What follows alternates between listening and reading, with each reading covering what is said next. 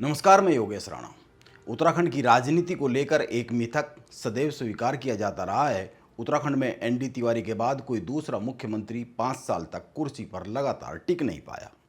उत्तराखंड में सबसे अधिक दिनों तक सीएम की कुर्सी पर बैठे रहने वाले टॉप 3 मुख्यमंत्रियों की बात की जाए तो हरीश रावत 1148 दिन रहे, त्रिवेंद्र सिंह रावत 1452 दिन रहे। 5 साल पूरे करने वाले एनडी तिवारी 1831 दिन लगातार मुख्यमंत्री रहे। और अब धामी ने आज यानी 10 जुलाई को सीएम की कुर्सी पर रहते हुए 1832 दिन पूरे कर लिए। धामी का यह जो लंबा कार्यकाल है और बीजेपी की जो राजनीति है, इस पर आएंगे, लेकिन सबसे पहले कुछ एक दो बिंदुओं को, एक दो तथ्य को देख और समझ लेते हैं। धामी ने 4 जुलाई 2021 को पहली बार मुख्यमंत्री पद की शपथ ली।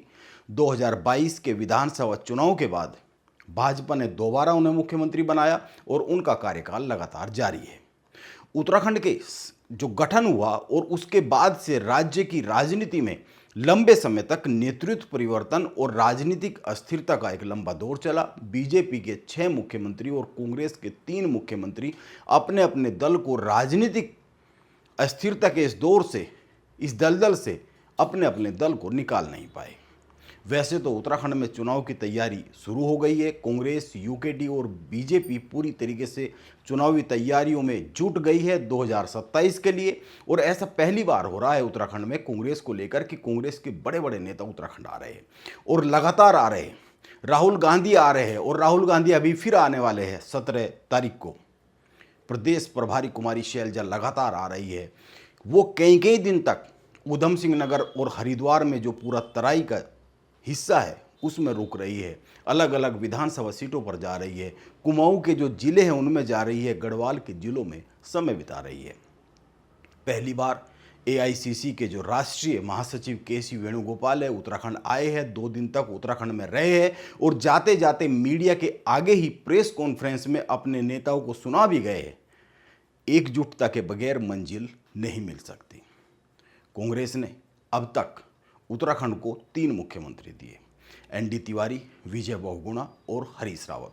हालांकि विजय बहुगुणा बीजेपी में है, लेकिन ये 3 मुख्यमंत्री की अगर बात की जाए तो केवल एनडी तिवारी ही अपना कार्यकाल पूरा कर पाए। और राजनीतिक स्थिरता की अगर बात करें तो कांग्रेस का कोई भी नेता उत्तराखंड में नहीं दे पाया कांग्रेस को। बीजेपी ने अब तक 7 मुख्यमंत्री दिए। पहले मुख्यमंत्री नित्यानंद स्वामी, भगत सिंह कोश्यारी, भुवन चंद्र खंडूरी, रमेश पोखरियाल निशंक, त्रिवेंद्र सिंह रावत, तीरथ सिंह रावत और अब मुख्यमंत्री पुष्कर सिंह धामी। बीजेपी का कोई भी नेता और मुख्यमंत्री राज्य में बीजेपी की राजनीति को स्थिरता नहीं दे पाया। ऐसा नहीं है, धामी के विरोध में बीजेपी में संगठन में कुछ गतिविधियां नहीं चलती हुई दिखती है, वो चलती हुई दिखती है। कुछ बड़े नेता नाखुश बार बार महसूस किए जाते हैं। कई बार तो कुछ अधिक साफ दिखती है, कई बार धुंधली दिखती है, कई बार अफवाहों से दिखती है, कई बार चर्चाओं से दिखती है, लेकिन हर कुछ महीने बाद दिखती है। लेकिन इन सब के बाद धामी ने उत्तराखंड में बीजेपी की जो केंद्रीय राजनीति है उसको ध्यान में रखते हुए 3 से 4 ऐसे काम किए हैं जो धामी के विरोधियों को कुछ बड़ा करने का अवसर ही नहीं देते हैं। और ये जो 3-4 काम है ये इतनी लंबी लाइन खींच देते हैं, उत्तराखंड में ही नहीं बीजेपी के केंद्रीय राजनीति को ध्यान में रखते हुए भी ये 3-4 काम इतनी लंबी लाइन खींच देते हैं जिस लाइन के बराबर में लाइन नहीं खींच पा रही है। पहला काम समान नागरिक संहिता यूसीसी लागू करना, दूसरा काम धर्मांतरण कानून, तीसरा अवैध मजारों के विरोध में अभियान और चौथा जो अभी हुआ है उत्तराखंड मदरसा शिक्षा बोर्ड को पूरी तरीके से समाप्त कर उसकी जगह पर अभी 1 जुलाई 2026 से पूरे राज्य में उत्तराखंड राज्य अल्पसंख्यक शिक्षा प्राधिकरण लागू किया जाना। इसके अलावा भी बहुत से काम है, लेकिन ये 4 काम ऐसे हैं जो बीजेपी की केंद्रीय राजनीति के बेहद ही करीब है। इसीलिए बार बार सवाल उठते हैं, कुछ अफवाहें उड़ती है, कुछ परिस्थितियां निर्मित की जाती हुई दिखती है, कुछ धूल में सवाल उठते हैं, धुंधलके में सवाल उठते हैं।